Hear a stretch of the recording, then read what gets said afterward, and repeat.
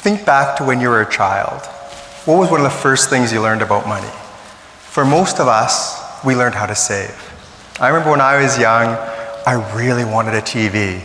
So my dad told me if I could save for half that TV, he would pay for the other half. And so I did everything I could to save for that TV. I remember mowing lawns and babysitting. I even checked phone booths for change. I know some of you don't know a phone booth except for Harry Potter movies, but when I was young, they were everywhere. And after a year of saving, I finally had enough saved up so I could buy that TV. And so I remember how excited I was going to the store with my dad and getting that TV. And so saving worked. I really wanted something, I saved for it, and I bought it. But if saving works, and it's something most of us have been taught, why don't most of us have any savings? Household debt is at an all-time high and continues to get worse. And money continues to be a #1 cause of stress for most of us. So then what are we really teaching? What are we really learning when we're teaching our kids to save? And I'm glad you're all sitting down for this, because we're not teaching saving. We're teaching spending. What do you think the first thing I did once I bought that TV? I started saving for the next thing, a VCR. And again, for some of you, you can tell I grew up in the 80s by these stories. The VCR doesn't matter. What matters is, as soon as I got that TV, I immediately started thinking of the next thing I wanted to buy. And even more importantly, how much had I saved until then? Nothing. I had 0 savings after saving up for a whole year, and I was about to do it all over again. So that's where we are. That's what we've been learning. We haven't been learning saving, we've been learning spending. And so then we grow up as adults doing exactly that, saving for something, buying it, having no savings, and starting the cycle all over again, endlessly chasing more. Let's break that cycle. Let's break that cycle of endlessly chasing more. So how do we do that? We need a new way to teach financial literacy, one that's not focused on more, but on less. And it's a lot easier than you might think. There's only 3 steps. So if you're ready, close your eyes, trust me, close your eyes, and think about something that you want to buy next. Something that could be your awesome stuff. And then notice how it makes you feel.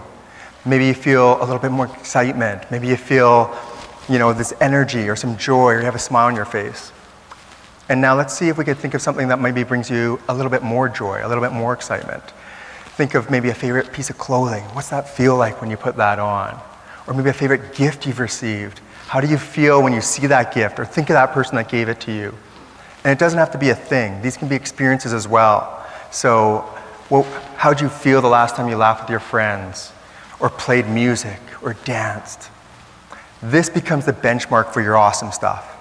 Because if it doesn't bring you joy or that feeling, it's not your awesome stuff.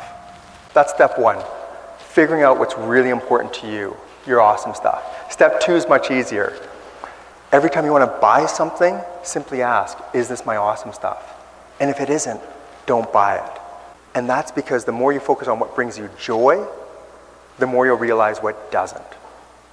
Let me repeat that. The more you focus on what brings you joy, the more you'll realize what doesn't.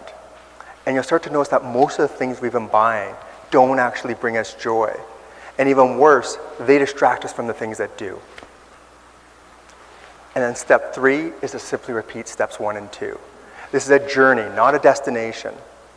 And you'll notice as you do this and ask these questions, your awesome stuff will continue to shift and change. I know because this has for me. And the things that used to be important, especially the material ones, simply don't matter as much anymore.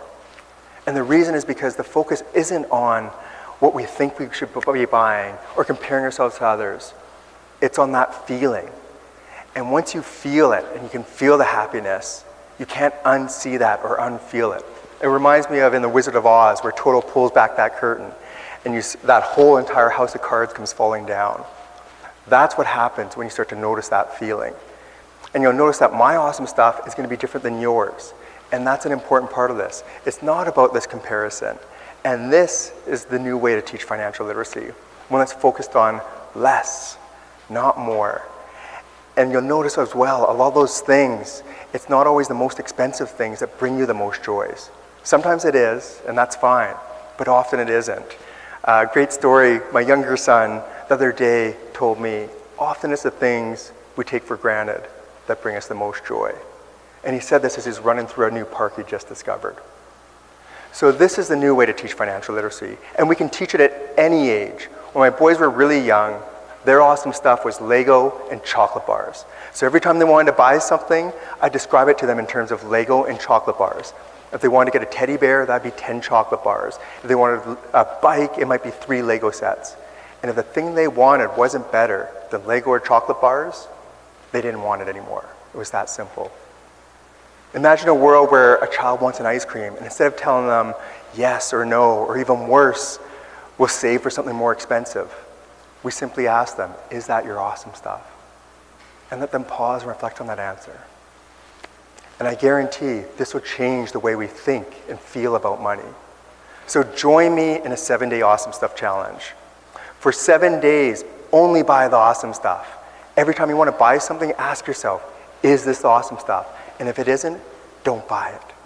And then ask your friends and family to join you, and especially the kids in your life.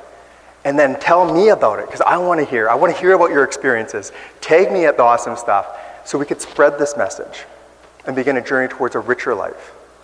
Because it's one focused on the things that bring you joy, the things that bring you happiness, your chocolate bars. And we can finally break the cycle of endlessly chasing more. Thank you.